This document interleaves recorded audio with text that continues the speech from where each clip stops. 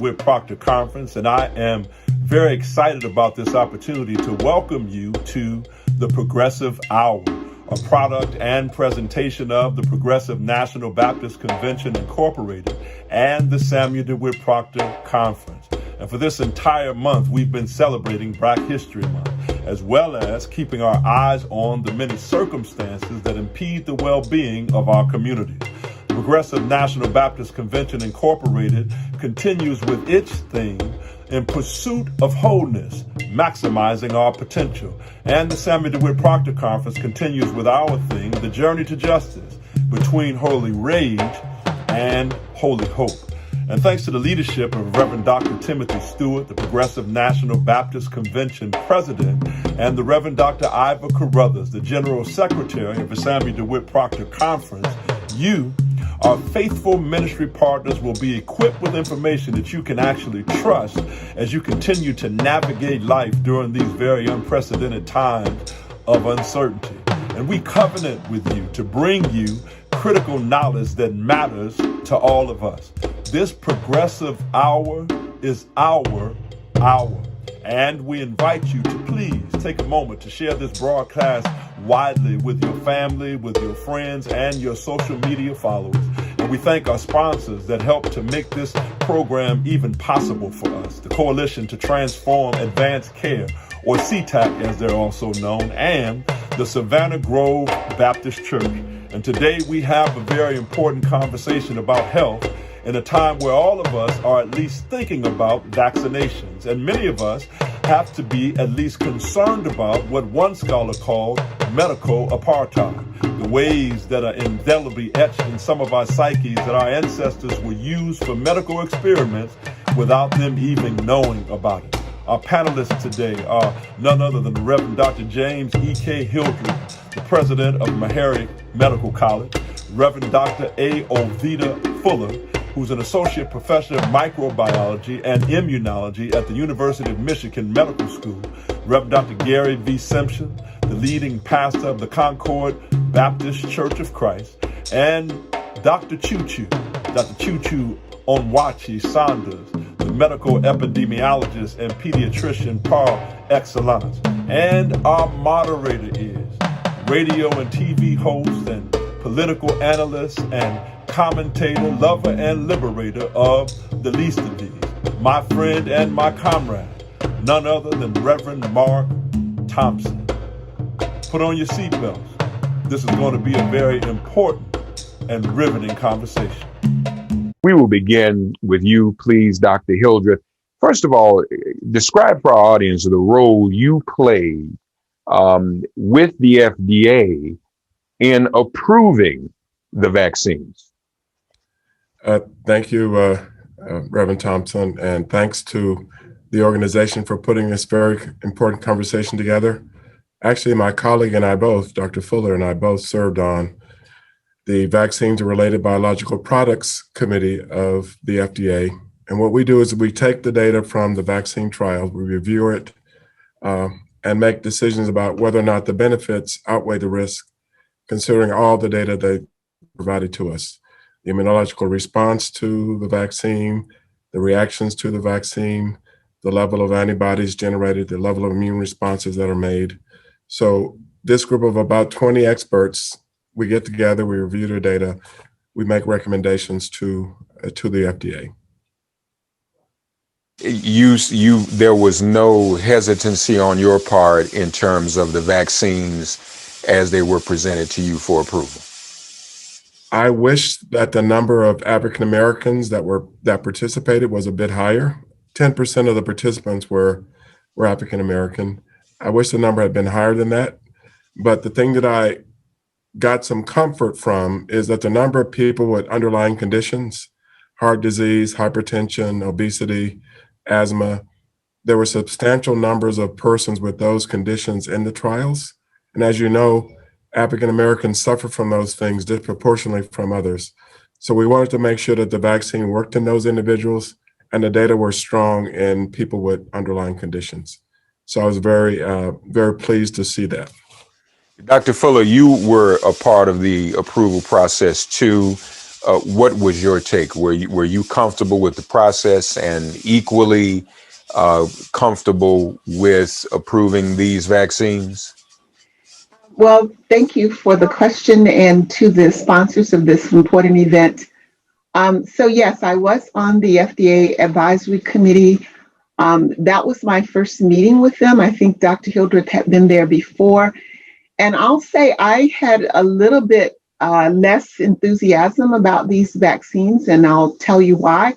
I do believe they're a major tool in our toolkit against COVID-19, and I think they're necessary, just as I believe prevention, such as masking and distancing and staying home, are necessary.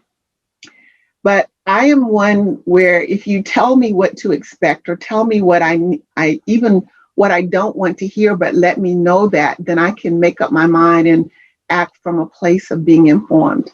So whereas they told us what was known, there are questions that I had at the review and that I still have. And some of them we may not know until we know, because the timing is such that we won't know the long-term effects until we've used these for a long time.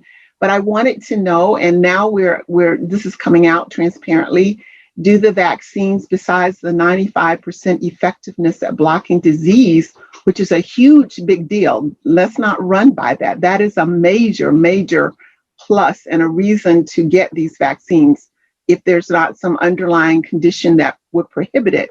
But do they block infection? Do they block the ability of the virus to be transmitted from one person to another? Because when they block disease, that's going to help us stay alive, which is key. Don't let me run past that. But it's not going to be the magic vaccines that we've seen with measles and mumps and rubella, or with polio or smallpox, that got us out of those pandemics. So we're still going to have to use our masks. We're still going to have to use our public health preventions. And I wanted to know, do the vaccines block infection? We don't know, but that data is coming, hopefully. What are the short-term effects in a wide variety of people? We've had them in, let's say at the most, 60,000 people, which is a lot if you take both of the vaccines. But now we're going into millions of people with many other genetic underlying conditions. So what do we know about that? And so a lot of the questions I had, we cannot have answers to at this moment. And so what I've done in my own estimation is that what's the risk, as was said earlier, what's the risk of the disease and the outcome, and what's the risk of the vaccines? And so for my vote, the risk of the disease are much, much greater than the known risk of the vaccines. We're in an experiment either way you look at it. And for me, I think the greater harm can come from having COVID run rampant as it already is versus the vaccines, which are 95% effective and safe over the short term where we've looked at it. So for me, I wanted to know more, but they can't tell me more than is known. And so we go with some risk, but the lesser risk is the vaccine. Dr. Chu Chu, I'm sorry, Dr. Hildreth, do you want to respond to that? Please. Yes, I want to make one comment about the expected long-term risk. One thing that people should know is that this platform of messenger RNA has some very appealing properties for me. Messenger RNA are the templates in our cells that allow our cells to make proteins. They're very transient. They don't last more than a few minutes or a few hours normally. These two mRNA vaccines are in our cells no longer than 24 hours. They're gone. The protein only lasts for 24 hours and it's 72 hours and it's gone. So the prospect that there could be long-term damage from these vaccines is as low as we could possibly make it. The reason I can say that is messenger RNAs do not affect our genes. They have no ability to affect our genes. There is no chance that these vaccines will modify our DNA because there are certain sequences you'd have to have on RNA in order for that to be converted to DNA. That cannot happen with these two vaccines.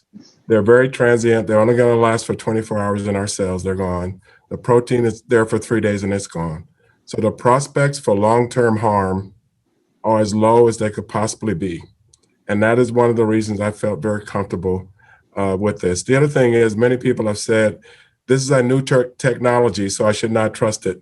Messenger RNAs were discovered in 1961. The first human study was done in 2003. This is not a new technology. It's new to vaccines, but it's not new to medicine. Those are some points I think that are very important for people to know. Reverend Thompson, I know you want to get to other people, but let me just say, I totally agree with him. We are in the same place. My concern is not so much that this vaccine technology isn't understood. It's really COVID is not understood. It's the disease that I'm concerned about. It's not the technology. So whatever vaccine we put in ourselves, we're boosting the immunity to a virus that is currently circulating. And I just don't know what a boosted immunity with the currently circulating virus is going to do. And we can't know. So that's not a reason to take it. It's just that it's something I want to know that I don't know that I have to take in consideration. So I'm going to stop now so you can talk to somebody else, but we're in agreement. Just to be clear on what you're saying, Dr. Fuller, that's not a reason not to take it, you mean? Absolutely. The messenger RNA technology is actually a good reason to take it. It's a nice, clean vaccine, and is what my colleague has said. The reagents don't stay around very long. So of all the vaccine possibilities, this is a very good platform. It does not modify your genetic material, as he said. So it's a nice, clean vaccine. That's not the issue. It's the issue for COVID-19. There's so much we don't know about COVID that concerns me. And the vaccine is now trying to modify a disease that we don't even understand. That's my concern. And we can't know. We can't know. So we just have to step out in faith and say, let's do what we need to do to stop this pandemic. Right. Dr. Chu Chu, what are your thoughts about the process as Dr. Hildreth and Dr. Fuller have explained it? And what are your thoughts about the vaccines themselves? I too would like to thank the sponsors and you, Dr. Thompson, for having us here. I also would like to send out sympathy and condolences to the millions, well, actually, I should say thousands, and also the millions of people that have been adversely impacted by this disease and have possibly lost a loved one.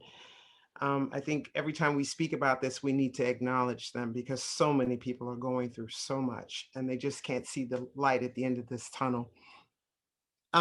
Thus far, I agree with both of Dr. Hildreth and Dr. Fuller's comments about the vaccine. I think what you really want to get at is the issue why so many of us are afraid of it or are not taking it or refuse to take it. I just read an article yesterday in the Washington Post about how many workers, our essential workers in nursing homes, are still refusing to take this vaccine. And I think the issue is one of disinformation and misinformation that has happened because we are such a public information system society. Everything is on the internet and people can't make a difference of what's real and what's not. And also, we just don't have enough trustworthy organizations speaking that people can go to and know this is where I need to go to make to understand what it is I think I'm reading, and I think I have an understanding around. Clarity is the issue here. Our people just don't have clarity. And so I think some of the statements that I've heard Dr. Hildreth and Dr. Fuller say, I don't think people have heard that. And they need to hear that. They need to understand simplistically what this vaccine does. Because remember, even though we have this distrust in our communities about vaccines, many of us have taken many vaccines. I'm also a pediatrician, and you couldn't go to school if you didn't take your vaccine. So your parents made you take them, and we all took them, and we're all here, and we're still alive. So I think the misinformation and the disinformation is the problem. And I think the clearer we get from our experts, people that our people can trust, I think people will begin to take what is necessary for them to take to beat this disease. But I also would like to caution that this is a disease or a virus that is really throwing us for a loop. Many, many times, many people speak with authority, and they shouldn't be speaking with authority because we still don't know a lot. Here we have today different variants of it. And, and here the vaccine companies are scrambling to say, oh, our vaccine covers those variants, right? But we're not hearing definite information. So that again adds to it. So I think taking a posture of we don't know, which I appreciate what Dr. Fuller was speaking about. She said, I don't know. That's, you don't hear too many professionals saying. You just don't hear it. They want to give the answers. And in many instances, there are no answers. There are none. Yeah, it is. It is definitely a process. We've heard from the medical experts. I want to turn to Reverend Dr. Gary V. Simpson. Dr. Simpson, your job is to inform and educate and mobilize the entire Black church community, you by yourself, to feel comfortable with this. And, with everything that's been discussed, we know that's not easy. People do have questions. I think Dr. Chu Chu put it well. When people have access to so many different things on the internet, it can be very confusing, misleading. And we are in a greater era of disinformation than we've ever been in. That means everywhere, not just Black folk. I hear from white folk, I don't know if I want to take the vaccine. So what first of all, give us an assessment, if you would, be it from your church or anecdotal evidence or information from the PNBC as a whole. What kind of feedback are you getting from parishioners as to their comfort level with the vaccine? Let's start there. Well, I am indeed happy first to be in the presence of experts who actually have the answers, the experience, and have put time in on this. So let me thank the panelists here for their presence here. This goes a long way as a pastor, to be honest with you, because we see experts who would resonate with our experience, who would know our history, who would know. I keep hearing people talk about the Tuskegee experiments, but even before that, the first quote unquote gynecological doctor started in doing experiments with Black women, thinking that because they were animals, that they could endure pain better than white women could. So there's a whole history of distrust in the medical profession. It is remedied and countered by seeing Black scientists and physicians who are working on these things. So as a pastor, I am grateful. I am also grateful for the opportunity to have things explained simplistically so that we understand the kinds of information that we need to know, given what Dr. Saunders has said about the misinformation and the intentional disinformation that happens in communities. What I can tell you is that when COVID-19 first struck in this country, it struck in New York. I pastor in Brooklyn. I watched the disproportionate. I didn't need anybody to tell me, what the statistics were. I watched the disproportionate effect on Black and brown people. We have had, since the COVID began in our church, 40 deaths in the people in our congregation. And I have been in that space with people at a time at which, and I again agree with the panelists, this is such an unknown virus itself that it changes, and our understanding of what is happening changes over time. I can say that my participation in this panel is also to say that the vaccination itself is but one part of the large conversation, not just about COVID as it continues to create variant strains, but also the long-term effects of the illness itself, and how it is not just physical. We have to also talk about trauma. We have to talk about the trauma that people have been in, and the long-term effects after we have the vaccinations and after we do at some point get to a herd immunity. After we do that, people are still going to have long-term effects, both physically perhaps, and certainly mentally and socially. And the need to talk about mental health as a part of our response to COVID-19 is also very important, and that would be helpful to pastors and church communities. But in terms of your congregants, are people hesitant still, or are people open to taking the vaccine?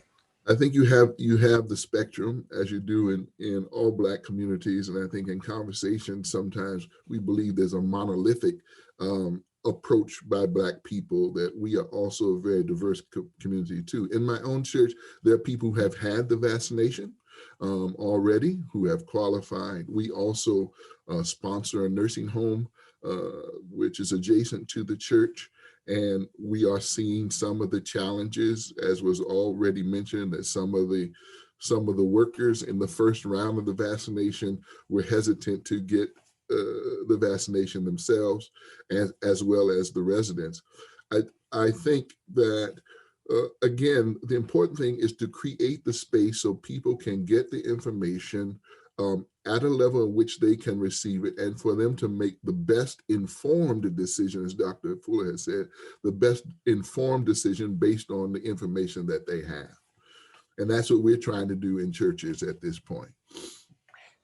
Dr. Hildreth, if I understood you correctly, one of your concerns when you were speaking earlier is the small number or lack of African American representation in the trial and development, correct? Why was that the case? Was it because African Americans, because of our history, we weren't willing to participate in these trials?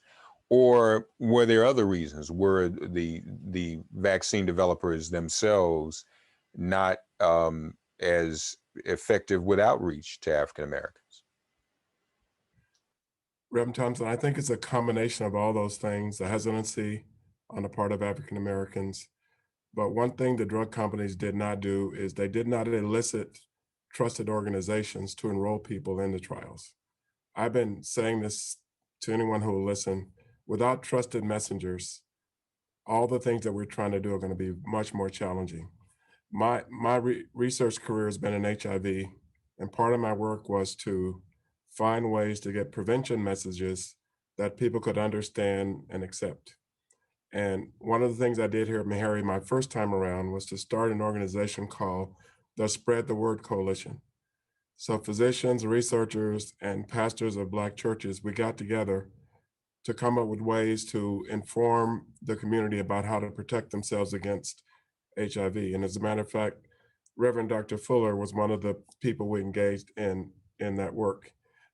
So I'm a strong believer that, and as the pastor has said, Dr. Simpson has said, we got to have people who are trusted messengers, trusted organizations. And I think the drug companies have finally learned that without that, they're not going to be very successful in enrolling people in their studies. And so I think that's a very important concept that we cannot lose sight of. And I think Dr. Saunders has mentioned that as well. Indeed. Well, I mean, I think that those of you gathered are definitely trusted messengers, and we need to hear more from you. Would you not agree, Dr. Fuller? And is it worthwhile organizing people in both the medical field and in the community leadership and pastoral fields to answer questions, to first of all be empowered with information to answer some of the questions that our people have? Absolutely, absolutely. You're talking to one who, as was mentioned, I am also a former pastor and a microbiologist. And one of the things we do now for our research is called a trusted messenger intervention, trusted messenger approach, where the idea is to move science and medical developments into community through the powerful networks in the community, one being religious leaders. And so that's as has been mentioned, that's a very powerful way of getting our people to understand and to see people they trust communicating to them things they need to know. And I just wanted to follow up on your question earlier in the work that we're doing now with talking about COVID and the COVID vaccines under various invitations to church leaders, community leaders, even some universities. So I did something recently with a major university in Michigan for their College of Veterinary Medicine. And we do these polls before that ask, would you take the vaccine? Yes, no, or not sure. Well, in the African American community, when we ask that question, we get about 40, on average, about 50% of the people say yes, maybe a little less sometimes, but at least 50% saying not sure or no. When we did this with this university group, which was predominantly not African American or not people of color, immediately the answer yes was 83%. And so what I'm concerned about is, even with the unknowns of coronavirus, COVID disease, and the vaccines, that the train has left the station. These vaccines are available. They are highly effective at blocking disease, which, as we've said, is a huge piece. So I don't want to look up 6 months or 8 months or 10 months from now and find that the people who didn't get the vaccine and who are having now the most COVID cases, the most deaths, the most circulating virus in our families and communities are people of color, because for whatever reasons, either those of us who are trusted didn't get the message out, or people didn't believe us, or for whatever reasons. We don't want that to happen. We have so much disproportionate illness in our communities that it's time to change that. And so we need to use every tool we have, including these vaccines, including the preventions that we've already known about, that overall, as the population in the USA, we have not done a very good job at. We need to do everything we can to stop this particular pandemic. And so, yes, we need to use our religious leaders, our divine nines, our whatever we can use to get the message out of how to stop this virus and many other illnesses. You said something earlier, Dr. Fuller, about risk, and the risk being greater not taking the vaccine, because we know what COVID has been doing. Dr. Chu Chu, you talked about the disinformation. Something has to be wrong because I did that calculation in my own mind. This is a fact. We are disproportionately dying from COVID. We are not, this is a fact, disproportionately dying from the vaccine. Okay, so to me, that's just a pretty simple process of elimination. Something must be missing, because I know that we're disproportionately dying from COVID as African Americans, Dr. Chu Chu. I would assume that most of our sisters and brothers in the African American community, many of our church-going members must know that, Dr. Simpson, or am I wrong? Because if we knew that, if we really understood that, I'm not quite sure, in spite of, and it's valid, the Tuskegee concerns, the medical apartheid concerns are real. But in terms of risk, and then we have African-American messengers right here, they need to be seen more on some of these major media networks, by the way. I just want to say that. We need to see more of you all.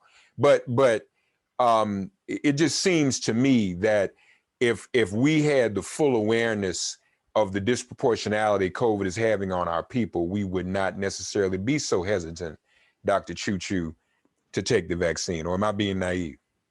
I'm not going to call it naivete, but I will say that that doesn't always hold true for us as a people. Because of the mistrust that we have, and because of the speed that it took them to develop this vaccine, because remember, there was a lot of controversy about it in the beginning, and people were listening to that. Remember, they said we wouldn't have it in a year, or that they thought 18 months, or if we do, it'll be rushed. And then everybody began to hear about emergency use authorization, which most people don't understand. It generates a cloud of mistrust again, right? And that mistrust then is not backed again by, as we've just pointed out, by people of color who have the expertise to speak on that.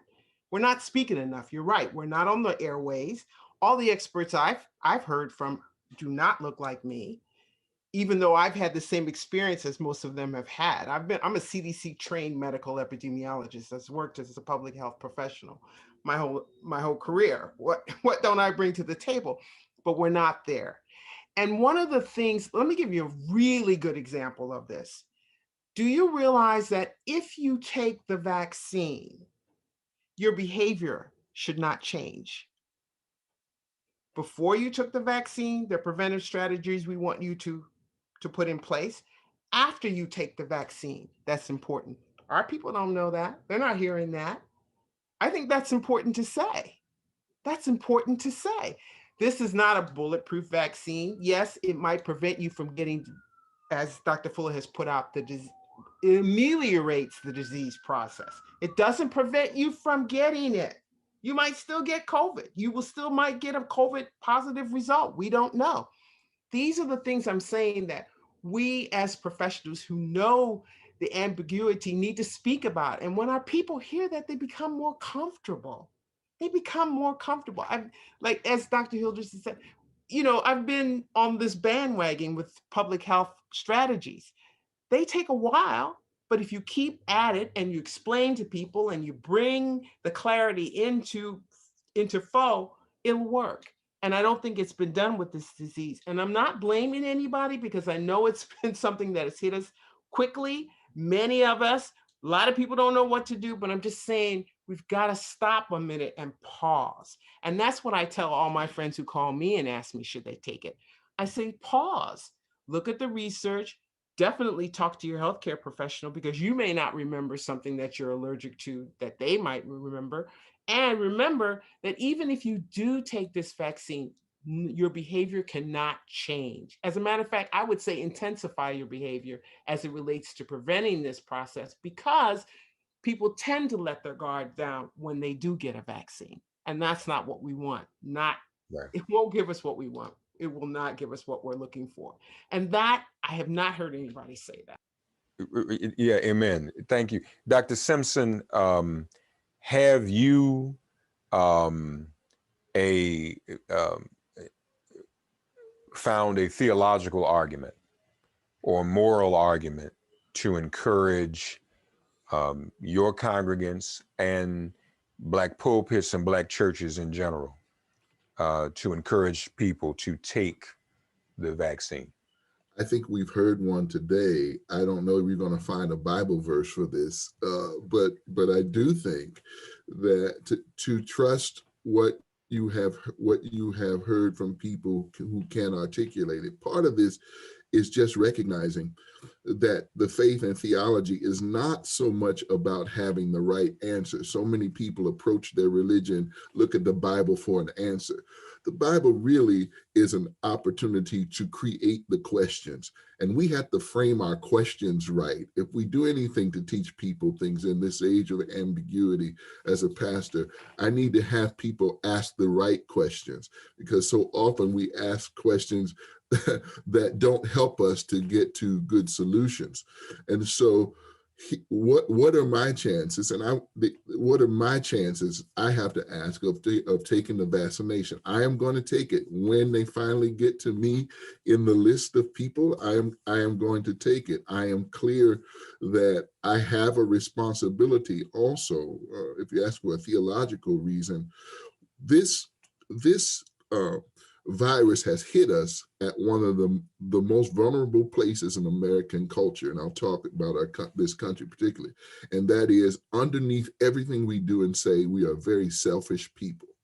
And this virus has people fighting about what their rights and responsibilities are, as opposed to the good of the community, as opposed to what we should be doing to love our neighbor. There is the passage. How do we love our neighbor as we love ourselves?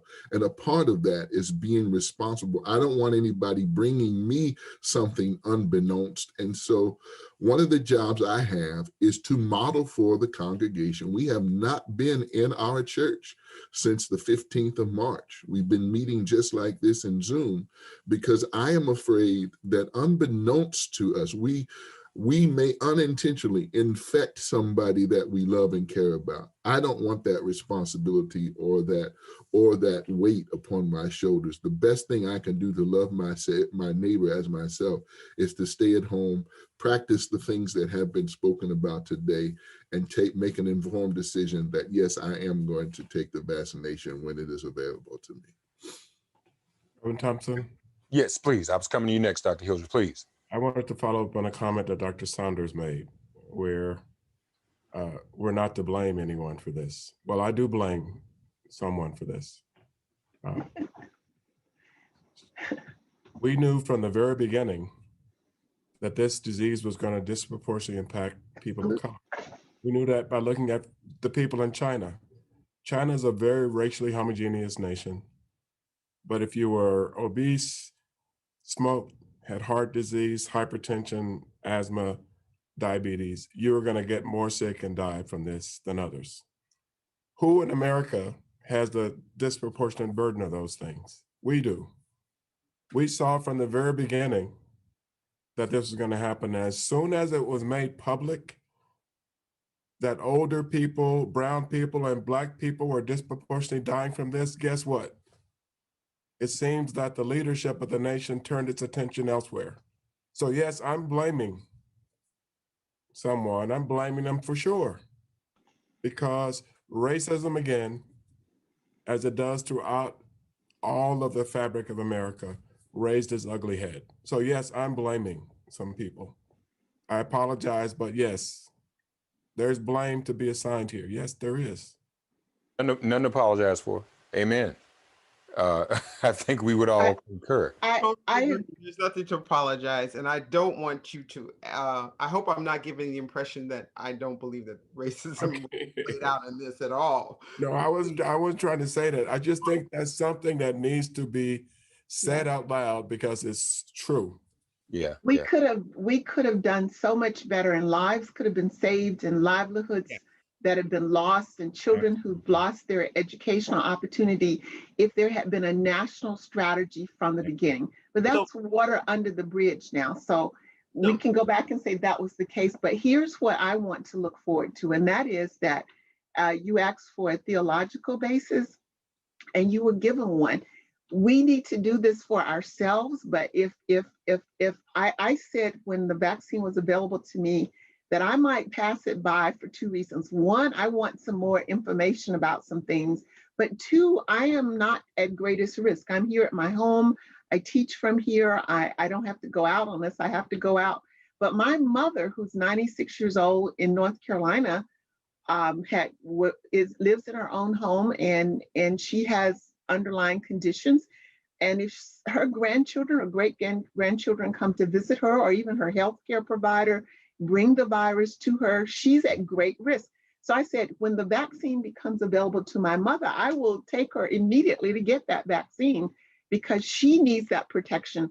And now I've actually already taken it because I realized, one, the opportunity came around twice, and I'm like, well, I better go ahead and do this. But the other piece is the responsibility that we have to protect our neighbor. Whatever I want to do, if I want to take vitamins, if I want to stay home, if I want to do whatever I want to do, that's up to me. But if now my taking it helps to protect everybody else to get to herd immunity, isn't that what we're supposed to do? And that's what I think we lost sight of in the USA. That's why our amounts of virus have been so high, because of lack of leadership and because we are so individualistic that we want to do what's right. What I want to do. If I don't want to wear a mask, I won't wear one. That is so wrong. And so I agree with the panelists that we need to inform our people so they know all the tools available to them and can make informed decisions, even if their healthcare provider doesn't give them the advice that they need to get. Let them have somewhere else to go. Hey, at this point, I just wanted to come back to you to remind you of the importance of making sure that we get this kind of powerful information out to our entire community. And the way that we do that in these days, in this age, is that we want to encourage each and every one of you who are watching right now to please subscribe to our social media and YouTube channels. click like while you're watching this powerful information, and invite other people while you're watching to join in this conversation. You can find us on Facebook and YouTube, and the two handles are very easy: at Proctor Conference and at PNBC INC. At Proctor Conference and at PNBC INC. God bless you. Please click, please invite, and please invite people to come and join in this conversation. I want to say also that not only was it racism that played out that adversely impacted most of us of color, all of us of color, I should say, but also the fact that the leadership, I'm going to say this, was not a public health leadership. Public health should have been at the forefront of this pandemic. It was not at the forefront. And that's the other reason, because when I know as a public health professional, when you deem someone as an essential worker during a pandemic, then you make sure they have adequately what they need. And that was not done as well. We deemed many of our people essential workers because they're in those positions, and they were constantly re-exposed to this virus. And that's what brought it back into our communities and affected our people. Let's be real. I'm not saying that the underlying diseases weren't a factor. If you were exposed and you got the virus and you had an underlying disease, but the exposure itself was heightened for our people because they're essential workers and they were repeatedly traumatized. They had to repeatedly go. And I also agree with Dr. Carroll, Reverend Carroll, because the mental health impact of this on our people is going to be with us for a while. Yeah. Because there are many people who know they had to go to work, went home, exposed their loved ones, and they're no longer with them. Exactly. Or they're suffering from some morbidity and mortality. So it's not just the racism, it's the fact that the right professionals were not leading this in the beginning. And I can say that as a public health professional. Is there any, because we talk about taking it, and I wonder if we take that for granted as well, is there racism and discrimination in the rollout and the distribution to our community? Are we having the access to it completely that we should have? Now, Dr. Hildreth, I don't want to bring up anything negative necessarily, but if I'm not mistaken, you were on the FDA piece, and yet Meharry didn't get the vaccine like it should have gotten that night. That's correct.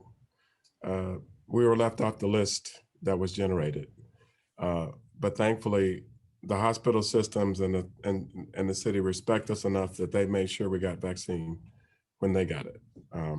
But as of last week, the ratio of African Americans getting vaccines to whites in Tennessee was 10-1. And again, knowing that we are the most vulnerable populations, it should have been flipped. I mean, as Dr. Saunders says, if you take a public health approach to this, when you know that the risk is not the same for all of us, you focus on those that are at highest risk. Exactly. That's a basic fundamental principle of dealing with a national public health crisis. Exactly. But because we didn't have leadership focused on that, and quite honestly, because we had leadership that was racist, biased, and I'm going to leave it alone, but yes, there is a problem. Nationally, the rollout of the vaccine has not reflected those populations that need it the most. That's exactly right. Yeah. That is exactly correct, Dr. Mildred. So if I we're might, disproportionately impacted as people of color, we should be first in line. Exactly. And maybe that's something, Dr. Simpson, I'm turning it over to you. Maybe that's really what we need to have people thinking of and mobilizing around. I mean, if it's bad for us, they ain't gonna try to prevent us from getting it. So yeah, here's the point that we know even before COVID, that being Black in America is a health risk.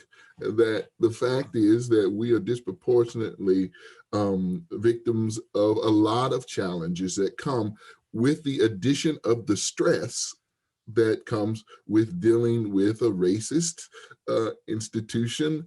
I can't help but think that some of the suspicion that people may be having right now has to do at the timing of the release of the first vaccinations. There was a lot of talk about getting that done before the former administration went out of office. There was a lot of football playing with the vaccination itself. And I think a part of what we have to keep doing is remembering that COVID-19 is not the only disease that Black people are fighting in America. There is the original disease of this nation, which is racism, and you can add sexism into that as well.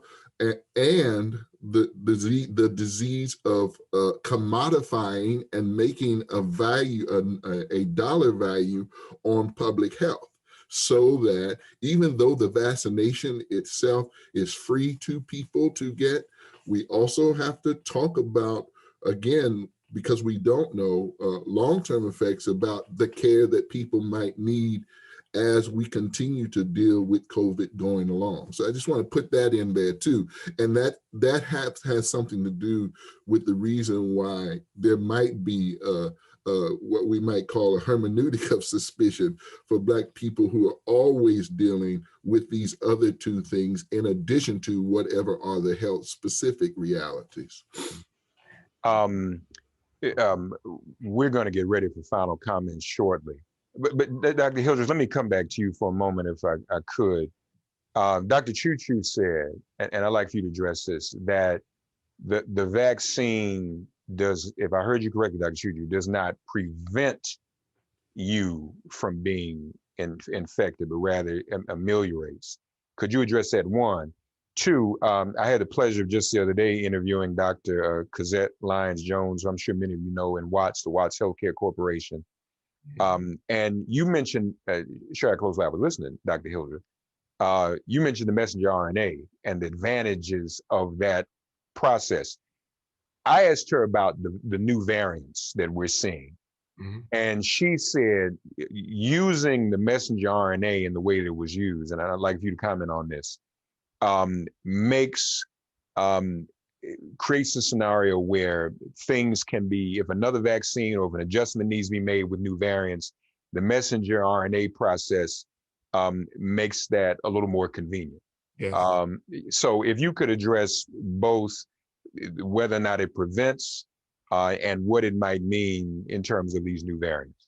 So Reverend Thompson, the vaccine trials were not designed to answer that question, whether or not you got infected. They were designed to look for prevention of disease. 15,000 people got the vaccine candidate, 15,000 got placebo, actually saline. We let them go about their lives, and those that got sick got a PCR test and got diagnosed for COVID-19. However, some of those individuals could have had an asymptomatic infection and never come to the attention of the people running the trial. Those asymptomatic people could have spread the virus to others. So that point that Dr. Fuller made earlier, one of the most important questions we have to answer is, did the vaccines also block infection? We don't know that they do that. And because we don't know that, to Dr. Saunders' point, when you get vaccinated, you shouldn't change your behaviors. You should still wear your mask. You should still observe all those things that we've been asking people to do, because we don't know for certain that the vaccines block infection. However, a very clever study is underway to answer that question. The vaccine only elicits antibodies to the spike protein. So if you get vaccinated, the only antibodies you're going to have to COVID-19 virus is antibodies to the spike protein. If you get infected, you're going to have antibodies to all the other proteins in the virus, the nucleocapsid protein, the non-structural proteins. So we're going back and taking serum from the vaccine recipients and looking for antibodies to the other proteins. If anyone who got the vaccine have antibodies to the other proteins, that means they were protected from disease but not infection. Otherwise, they would not have antibodies to the proteins. So very soon, we're going to know whether or not the vaccines blocked infection and disease or just infection. And to the other point, The other reason I'm excited about messenger RNA vaccines is the genome of the virus is a glorified messenger RNA. It's a positive strand RNA virus, which means that's equivalent to messenger RNA. So if the virus changes the base in its genome to, say, an A to a U or a G to a C, we can take the mRNA and do exactly the same thing. So we can actually make the mRNA exactly match the viral sequence very quickly. So she's right. mRNA is very convenient to making booster shots if variants arise, but we don't want to be chasing variants because that could be a very dangerous thing to do. Gotcha. Because one variant may show up that the vaccines don't work against at all. That's what makes me nervous. Suppose the variant emerged that the vaccines didn't work against.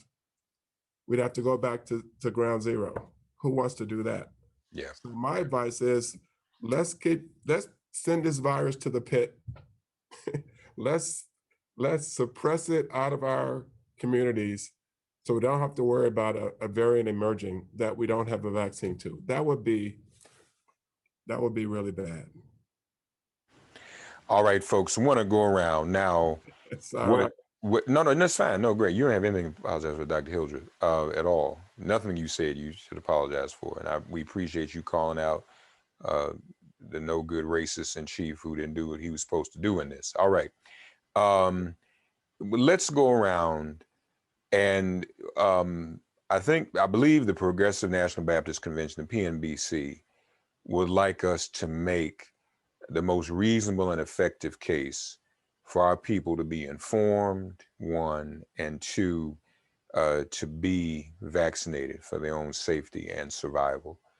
So I think we'll make that our closing argument. I want to go around and ask each of you, speaking to our people around the world, and many who are watching this, make your argument for being informed, one, not changing your behavior, two, and three, to be vaccinated. And Dr. Fuller, we'll begin with you. We're in a fight for our ability to conduct life as not as we have known it, but as it goes forward. And the coronavirus, which is just simply trying to reproduce itself, it's not really trying to hurt anybody, but it doesn't play well. So we need all the tools in the toolkit that we can have to stop the virus. And when we stop its replication or stop the cases, we also stop the ability of variants to come up, because every time it replicates in somebody, that's a new opportunity for genetic mutation that helps the virus keep doing what it needs to do, which is simply survive. So the vaccines, although there are things we don't know about them, we do know that they stop disease, and we soon will know whether they stop infection or not. We do know that the preventions that we've been asked to use that we haven't done a very good job at do stop infection. So we need everything we've got. And you don't want people of color to be standing holding this virus at the end of this time because we didn't get on board the train. The train has left the station. We need to get on board, and we even need to flip the switch. We need to be taking it 10-1 because we're the ones most affected. So we need to do what we need to do and step out on faith and say, what we don't know, God will cover. Dr. Chu Chu, make your case if you would, please. What I'd love to say to my fellow people, both Black and brown, is that I hear you and I feel you. And I understand where this mistrust is coming from. We've been sold a bag of goods over and over and over that we didn't ask for and that we didn't need. So I understand that. As my colleague has said, though, we are in the middle of a pandemic and we have to save as many lives as possible. Unfortunately, our community is disproportionately infected by this. What I will say to you is that if you get the vaccine, I applaud you. If you choose not to get the vaccine, as my colleague has said, you still must wear your mask, socially distance, and wash your hands, and just keep away from as many people as possible until we can get this under control. All of us are important. We were brought here for a reason. God made sure we got here. It's important that you stay and do what it is you need to do. We don't want anything adversely impacting you and taking you out earlier than necessary. So as I said, follow your gut and definitely talk to your healthcare provider if you are confused. And if you're still confused, try to find a trusted source of information that can give you the information that you need to make an informed decision, whether you choose to take it or you don't. We're going to get through this, I promise. Dr. Hildreth, sir, if you would please make the case. Thank you. First, I agree totally with everything that Dr. Fuller and Dr. Saunders have said. We have the means to protect our communities from this horrible virus and the disease it causes. And to me, wearing the mask, avoiding crowds, doing the social distancing, and accepting the vaccine is an act of love. It's an act of self-love, but it's also an act of love for our communities.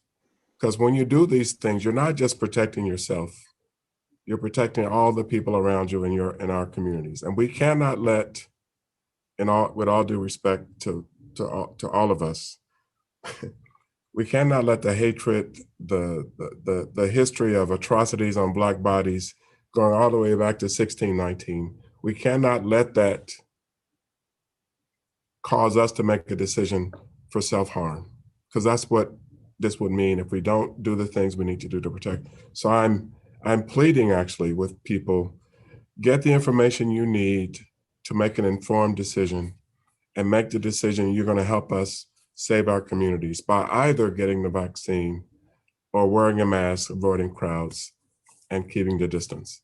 I mean, either one of those two things will help us defeat the virus, but let's do one of those two things, please.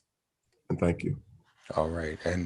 And the last word from our brother pastor here, we want to hear from, he is representing the PNBC, and he is the one who will be carrying this word forward to throughout Christendom. Reverend Thompson, I feel no pressure at that at all. I'm used to giving benedictions at the end of a worship service, so it is. I do want to say this, honestly, to my Progressive National Baptist family members. I want to say to you, we pride ourselves in being the denominational home for the social justice work of Dr. Martin Luther King. Let me give to us a quote from Dr. King that is less known, but is something he preached in Ebenezer Church during this time. He said, during his time, he said, we have a moral responsibility to be intelligent. And that sticks with me in this moment. We have a moral responsibility to be informed, to use the information that we have, and to be a witness in the world for that commitment to having informed decisions by our people. I will say that the scripture does teach us that my people are destroyed for a lack of knowledge. We have to have the information. Again, thanks to this panel and having an opportunity to dialogue with you and to listen to you explain things. We have to listen to the experts that we have raised, that we have birthed, who have come to know a sense of their own calling in medicine and science as a result of being in our spaces. And we're grateful for that. We can't turn our back on the people who we have helped to inspire and to aspire to their work. And finally, a New Testament word that just says very simply to be encouraged, that be not weary in well-doing, for you shall reap harvest in due season if you faint not. Don't quit now. We are on our way to the promise. Amen. I think the only thing that's left to be said is a very hearty offering of thanksgiving. And so please hear us when we say thank you for thinking it not robbery to join us in this very important conversation. We're thankful to and for each and every one of our powerful panelists. And we want to say a very special thank you for our sponsors that made this conversation take place. The Coalition to Transform Advanced Care, or C-TAC as they're also known. and the Savannah Grove Baptist Church. And remember, brothers and sisters, the progressive hour is our hour. The three things I want to ask you to do before we let you go. The first thing is, please follow us on Facebook, Instagram, and Twitter. And you can find us at Proctor Conference and at PNBC INC. Again, @ Proctor Conference and at PNBC INC. Then we want to remind you to please remember to subscribe to our YouTube channel. And again, you can find us at PNBC INC and at Proctor Conference. And then finally, stay tuned for the next Progressive Hour, which is our hour. I promise you, you don't want to miss it. God bless you.